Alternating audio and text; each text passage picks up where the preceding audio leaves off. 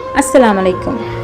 حضرت آدم علیہ السلام اور اماں حوا کی تخلیق کے بعد اللہ تعالیٰ نے انہیں جنت میں داخل کر دیا اور حکم دیا کہ جنت کی ہر نعمت سے فائدہ اٹھانا سوائے شجرہ ممنوعہ کے۔ چونکہ شیطان سجدہ نہ کرنے کی وجہ سے مردود ہو گیا تو اللہ تعالیٰ نے اس کے جنت میں داخل ہونے پر بھی پابندی لگا دی۔ سانپ اور مور جنت سے آئے ہوئے جانور ہیں۔ جنت میں گھومنے پھرنے اور کھانے پینے کو بہت کچھ تھا، لیکن جنت میں اکیلے اور تنہا ہونے کی وجہ سے حضرت آدم علیہ السلام اداس رہتے تو اللہ تعالیٰ نے حضرت آدم علیہ السلام کی بائیں پسلی سے بی بی حوا کو پیدا کیا، اور یوں حضرت آدم علیہ السلام بی بی حوا کا ساتھ پا کر خوش ہو گئے اور وہ دونوں جنت میں خوش رہنے لگے۔ جبکہ شیطان چاہتا تھا کہ میں کسی نہ کسی طرح حضرت آدم علیہ السلام اور اماں حوا کے دل میں کوئی ایسا وسوسہ ڈالوں جس کی وجہ سے وہ جنت میں رہ کر کوئی ایسا کام کریں جس کی وجہ سے اللہ تعالیٰ ان دونوں سے ناراض ہو کر ان کو بھی جنت سے نکال دے۔ شیطان کو اس بات کے بارے میں علم ہوا کہ اللہ تعالیٰ نے حضرت آدم علیہ السلام کو ہر قسم کا پھل اور اناج کھانے کی اجازت دے رکھی ہے، لیکن خدا نے ان کو گندم کھانے سے سختی سے منع فرمایا ہے۔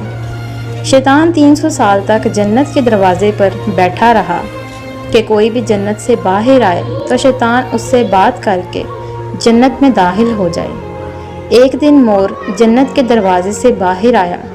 شیطان اس کو دیکھ کر بہت ہی خوش ہوا اور اس کو کہنے لگا کہ تم تو بہت ہی خوبصورت ہو۔ شیطان نے اس پرندے سے پوچھا کہ تم کون ہو جو اتنی خوبصورتی رکھتے ہو؟ مور نے کہا کہ مجھے مور کے نام سے پکارا جاتا ہے۔ مور نے شیطان سے کہا کہ اب تم مجھے بتاؤ کہ تم کون ہو؟ شیطان نے کہا کہ میں عالم کروبیہ کے فرشتوں کا سردار ہوں، میں ہر وقت اللہ تعالیٰ کی عبادت میں مصروف رہتا ہوں۔ شیطان نے کہا کہ میں چاہتا ہوں کہ میں جنت میں داخل ہو کر سب چیزیں اپنی آنکھوں سے دیکھ سکوں۔ شیطان نے مور سے کہا کہ کیا تم مجھے جنت میں داخل ہونے کے لیے میری مدد کر سکتے ہو؟ اگر تم مجھے جنت میں داخل کرنے میں میری مدد کرو گے تو میں تجھ کو 3 ایسی باتیں بتاؤں گا جس کی وجہ سے تم ہمیشہ کے لیے ہی جوان رہو گے، تم کبھی بھی بوڑھے نہیں ہوگے، تم کو کبھی بھی کوئی بیماری نہیں لگے گی، تم ہمیشہ کی زندگی جنت میں ہی گزارو گے۔ مور شیطان کی باتوں میں آ گیا تھا۔ مور نے کہا کہ میں تو اتنی طاقت نہیں رکھتا تجھ کو جنت میں لے جاؤں، میں ایسا کرتا ہوں کہ اپنے دوست سانپ کو کہتا ہوں کہ وہ تجھ کو جنت میں لے جائے۔ یہ بات کر کے مور جنت میں سانپ کے پاس آیا۔ مور نے سانپ کو سارا قصہ بتا دیا۔ سانپ بھی شیطان کی باتوں میں آ گیا۔ سانپ جنت کے دروازے کے باہر آیا اور شیطان کو اپنے منہ میں چھپا کر جنت میں لے گیا۔ اس طرح سے شیطان جنت میں داخل ہو گیا۔ فرشتے شیطان کو جنت سے باہر نکالنے لگے، لیکن خدا کی طرف سے حکم تھا کہ شیطان کو ابھی جنت میں ہی رہنے دیا جائے۔ شاید حضرت آدم علیہ السلام کا امتحان لینا تھا۔ شیطان حضرت آدم علیہ السلام اور اماں حوا کے پاس جا کر ان سے پیار و محبت کی باتیں کرنے لگا۔ حضرت آدم علیہ السلام اور اماں حوا کو شیطان کے روپ کے بارے میں علم نہ ہو سکا کہ یہ شیطان ہے۔ شیطان دونوں کو کہا کہ میں چاہتا ہوں کہ تم دونوں ہی ہمیشہ جنت میں اسی طرح ہنسی خوشی زندگی گزارتے رہو۔ حضرت آدم علیہ السلام شیطان کی باتیں بڑے غور سے سن رہے تھے۔ دونوں نے پوچھا کہ ہم کس طرح ہمیشہ کی زندگی جنت میں گزار سکتے ہیں؟ شیطان نے کہا کہ اگر تم دونوں گندم کے اناج کو چکھ لو تو تم ہمیشہ ہی جنت میں خوش باش زندگی گزارنے میں کامیاب ہو جاؤ گے۔ شیطان کی بات سنتے ہی حضرت آدم علیہ السلام کے دل میں خدا کا خوف طاری ہو گیا کہ خدا نے ہم کو گندم کھانے سے سختی سے منع فرمایا ہے۔ لیکن حضرت اماں حوا شیطان کی باتوں میں آ گئی۔ اماں حوا کے کہنے پر حضرت آدم علیہ السلام نے بھی گندم کے دانے کھا لیے۔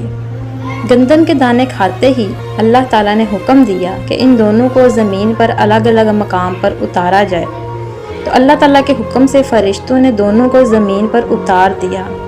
شیطان اپنا بدلہ لینے میں کامیاب ہو گیا تھا، کیونکہ جب اللہ تعالیٰ نے شیطان کو کہا تھا کہ حضرت آدم علیہ السلام کو سجدہ کرو تو شیطان نے خدا کے حکم کی نافرمانی کی، جس کی وجہ سے شیطان کو جنت سے نکال دیا گیا تھا۔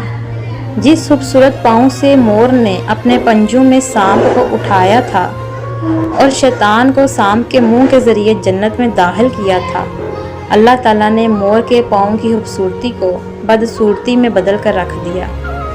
سانپ نے شیطان کو منہ میں چھپا کر جنت میں داخل کیا تھا تو اللہ تعالیٰ نے ہمیشہ کے لیے سانپ کے منہ میں زہر ڈال دیا۔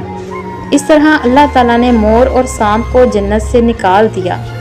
حضرت آدم علیہ السلام اور حضرت اماں حوا کئی سالوں تک خدا سے رو رو کر معافیاں مانگتے رہے۔ کئی سالوں کے بعد اللہ تعالیٰ نے دونوں کی دعا کو قبول فرماتے ہوئے دونوں کو آپس میں ملا دیا۔